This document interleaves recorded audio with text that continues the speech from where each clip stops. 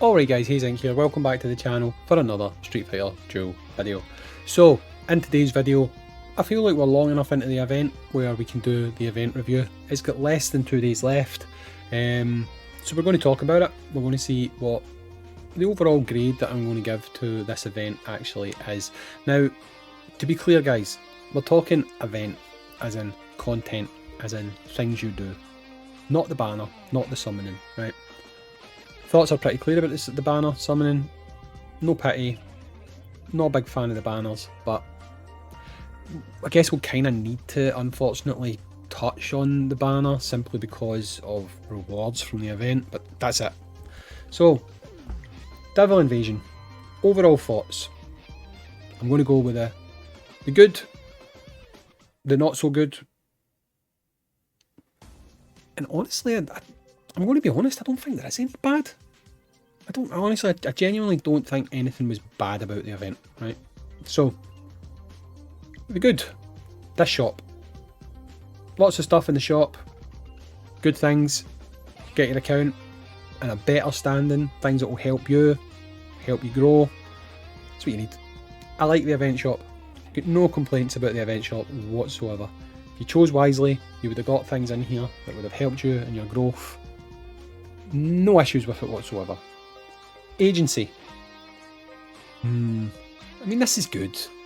It's pretty much par for trials though. Right? I mean, pretty much par for trials. And it was a bit, I don't know about you guys, it was a bit of a disappointment to me when I hit, I think it was this stage. It was either this stage or this stage. And we stopped getting these. Right, when we stopped getting these, there you go. It was that one there, suburb. Oh no, wait, how many? There we go, so we got it for 3 stages, so we got 15 of them. I thought it was going to keep going, I was like, yes, let's go, but no, we got 15. That was a bit of a disappointment. Other than that though, apart from the stage where you have to use Akuma and Dante, everyone could have cleared this. I done it on my free-to-play account. You might not have done it at the start, and I know a lot of you got a fright at the start with the difficulty of this event, but if you actually watched my really early video, which I only put one video out for this, how to beat this mode, Explorer, there was a reason for that, right? And I explained it in that video. Me continuing to put out video after video after video to cover this mode would literally just have been me milking you guys for views, and there was no point in doing that, because what I said to you in that video, if you go back and watch it, was instead of putting up a portal that says progress in 3 whatever days, the difficulty would spike to the point where you're not beating that stage until you level this stuff up, right? Even on my free to play account, I never touched this mode. I just left it. I just left it sitting there, never touched it. Waited till like, I think it was like 3 days ago, and I literally just steamrolled all the way through it from start to finish because I'd leveled all this up. That was all it was. They were literally just putting up a barrier to stop you progressing, but rather than having a portal that says come back in X number of days, it was gated by difficulty, and that was then negated by this. So in that video, I said, guys, if you're struggling, just wait, level this up, you'll push on further. And that was the key to doing it, right? There was one tricky puzzle, and it wasn't even tricky. It was the lighthouse puzzle. Again, I could have put out a video for that, but it was very simplistic, and I thought, you know what, I'm not even going to do it because most people, I think, will understand this quite quickly, so I left that one alone. But the workbench was how you basically would beat Explore mode. I liked this, I've got to say, because even though everyone, regardless of who you were, was going to hit a point where you were going to be gated, you were going to hit a progress gate where you would have to wait for the workbench. For some people that might be after 4 fights. For some people that might be after 10 fights. I liked it because you could maybe push a little bit further than you were supposed to by finding out methods that would work, by tinkering with your team, and rather than just having a hard roadblock, you might have been able to challenge yourself to push on a little bit further. I liked that. I preferred that to Portal, 3 days, come back, you're not doing anything. So I like the illusion that I could have done this faster. So to me, that gets a thumbs up, definitely. The rewards from this were pretty sweet as well. I mean, we got my favourite, which is Boostone kits. You can see them here. We got special summoning tickets. Quite a few of them, actually. I think if we look here, you get 10, 20, 30. You get 30 special summoning tickets, 35. 35 special summoning tickets. Add that to the 15 that we got from the agency missions. That puts us up to 50. Right, so 50 special summoning tickets plus 50 for logging in. Not bad. Not bad so far. So I like that. That was good. I don't know if we got any from missions. I don't think we got any from missions, to be completely honest. No, I don't think we did. Now the meat. This isn't done yet. I'm going to have to go back into this. I'm going to have to hit it today. I need to move up here. I'm only in 14th. I'm in 15th. I'm in 2nd here. It's all about timing. Now, this was good. This is fun. This also caused a little bit of controversy as well, because... Is it this one? Yeah. Can't deploy female fighters. Okay. And also, this applies in another stage, where it will say, complete the stage without using female fighters, or only using female fighters. I think it said only using female fighters. Poison is not female. For those of you that don't know, Poison isn't even trans. It's not a thing, right? Because technically speaking, if Poison was trans and then the game makers put her into a fight that says no females allowed, then what they would be saying is trans isn't female, which would just cause an absolute... right? So basically, the position of Poison is she's genderless. Poison isn't male, Poison isn't female. In this game, Poison is just genderless, right? That's the best way for me to describe this, because you can put Poison in this team, but Poison isn't a man, right? This is a meme. It's literally a meme. There's a whole discussion topic, and I don't really know if it's worth... I'll really give you the cliff notes. Basically, Final Fight came out. It was a whole thing about American audiences beating up on females, like walking along the streets, smashing them with bats and all the rest of it. So in their infinite wisdom, they decided to classify Poison at that point as a man to get around it. It was dumb, and it's stuck ever since. It's stuck ever since. I think Western Capcom, possibly, I'm not sure, but I think now in Street Fighter lore, Poison might be trans. I'm actually not entirely sure, but not in Japan. Yeah, I think in Japan, Poison is literally just female. But it's a whole US Capcom thing. But in this game, they've ran with that meme, and Poison is basically genderless. So that's how you can use Poison in this stage, right? So anyway, this was a lot of fun to experiment with the little nodes that you get. I think that's... Is it nodes? Debuffs? Whatever. The thing that took me a while to realise was this workbench is super dumb. It's super dumb because the buffs you get apply to everyone. It's not dependent on the trait, right? Even though you would think it would be dependent on the trait, it's not dependent on the trait, right? I believe these things affect the trait, or the class, whatever, but these don't. These don't. They affect everyone, right? So if you're still now trying to get a high score, just find whatever works for you, push it out, and see how you get on. But I like this mode. I'm still going to try and see if I can improve my scores in it. It was fun. But this is where my biggest kind of down comes. And I've said this before, and I'm going to continue to say it because I do find it to be a bit of a negative. The leaderboard system sucks. Right? Just allow me to explain. You, as a player, can sit. Now, I think Skyfire was actually the first to do it, right? You can sit as a player and you can work out perfect timing, right? Because the thing about this mode is it is timing. If you attack too early, you'll die. If you attack at the wrong time, you will miss attacks because the enemy might have like moved beyond your DPS character, or they might have done an attack that causes you to get interrupted or something, right? So there is timing, and if you find out the timing, that's how you maximize your score.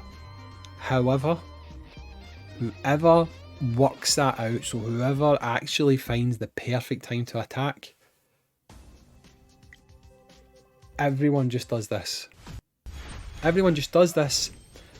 They look, they see what EX skills are they using, what fighting souls are they using, when do they attack. Like literally, you can just sit, you can watch the screen, you can look at the clock at the top right hand side, and as soon as you see them trigger a move, so I think there it was like 50, I think maybe, I would need to watch it again, you would then go in, you would look, right, okay, so what was their workbench, and then you would go and try and emulate what they did. And if you get enough crits and you're luckier on your run, you'll beat them. I don't like that system. I do not like that system.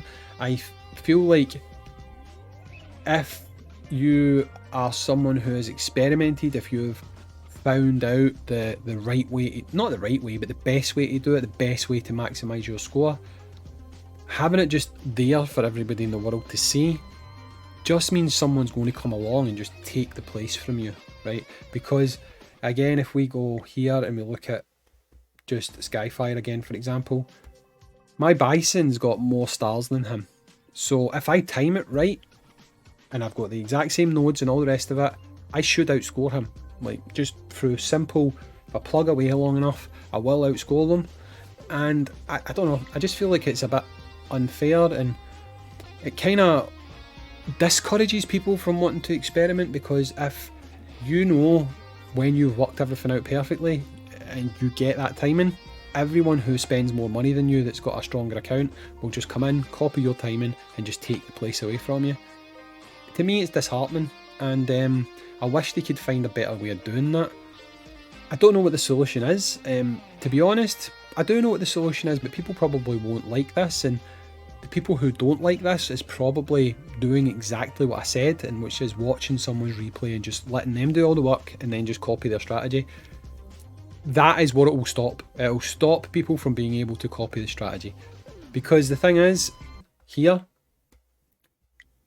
all they need to do is put this up. They can just put the stats up. I mean, sure, with the stats you'll learn something, but you won't learn the timing, right? And I think to me that's probably the more important thing.